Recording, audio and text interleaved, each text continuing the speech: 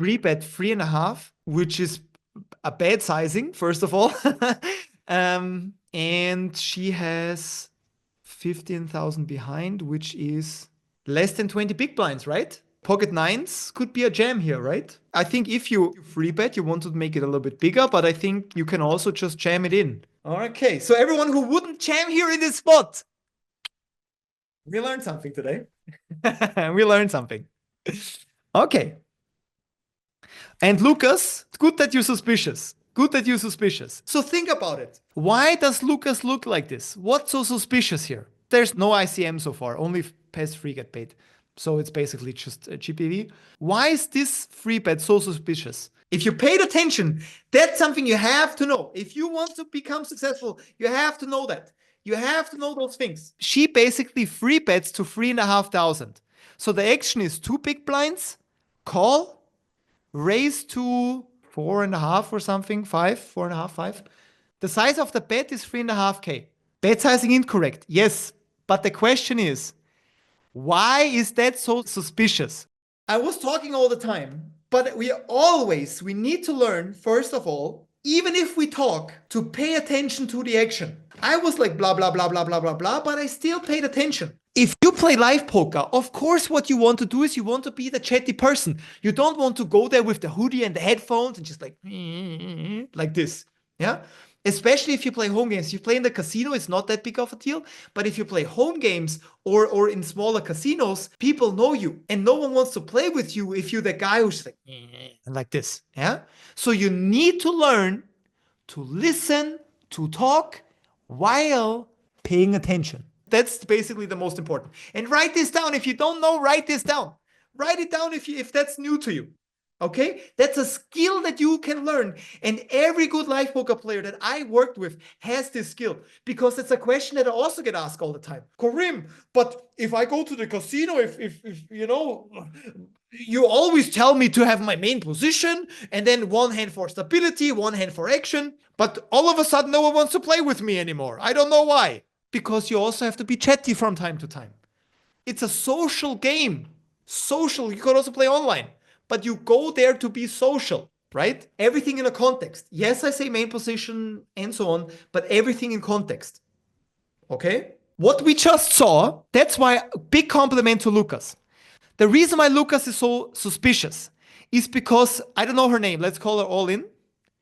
It was the first free bet that she ever did. And not just that she free betted the first time, but she didn't even raise pre-flop. She limped half the hands that she played. So she's so passive and such, like, she's more a calling station, so passive that if she free bets, pocket nines is probably at the bottom of her range. It's probably the worst hand she free bets. If I'm Lucas, I give her a way better range than pocket nines. Maybe that's the lowest thing. But if someone is always passive, always, limping, not even raising pre-flop, which is the weakest form of playing poker in my opinion, and then she free bets from the big blind, I mean, that's the even crazier thing. She closes the action. She could just call and see the flop. If people free bet from the big blind, no matter what the person is, but if a person free bets from the big blind, that's already very suspicious, because people don't do this enough. And they don't have bluffs usually.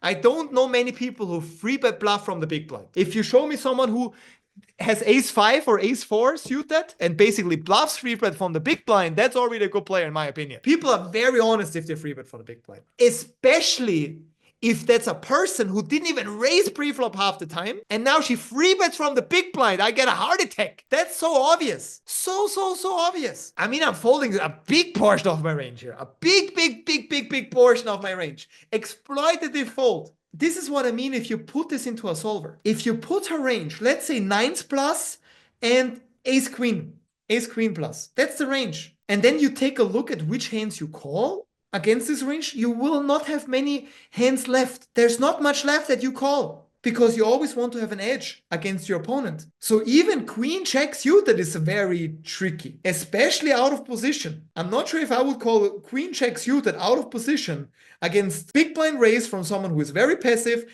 And of course, age also plays a role, because Philip mentioned that she was like an older woman. This is just a tendency thing, right? I don't even want to like go into too much depth, but especially older people, men and female, If you play against them in the casino, they are more on a tighter side. This is more like a general thing.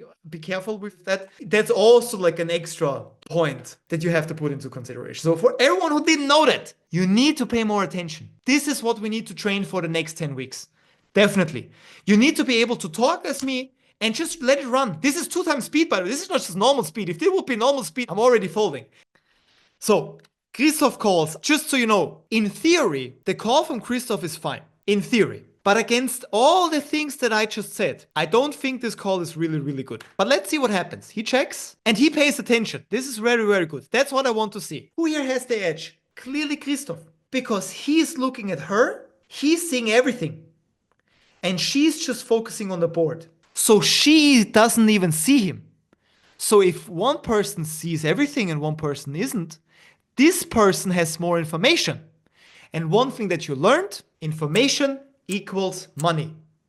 That's just the principle of poker. Information equals money. It's an information war, as we call it. This is how you gain an edge back. I would like to run this in a solver to see if that was good or bad. Okay, check, check. But yeah, she... Nightmare, not just the 9 as a nightmare, but also the hearts as a nightmare. And look how confident she is. The 9 comes and she instantly grabs the chips. It's a 4-card flush out there. I don't know if you do this with a set on a 4. I don't know if it's check, check here. I mean, at least I think about this. If I'm in the spot, if I have pocket 9s, at least I think about if I bet or not. So that's why I'm pushing you guys to do more with the solver and why we together will work with a solver, because these are the basic things.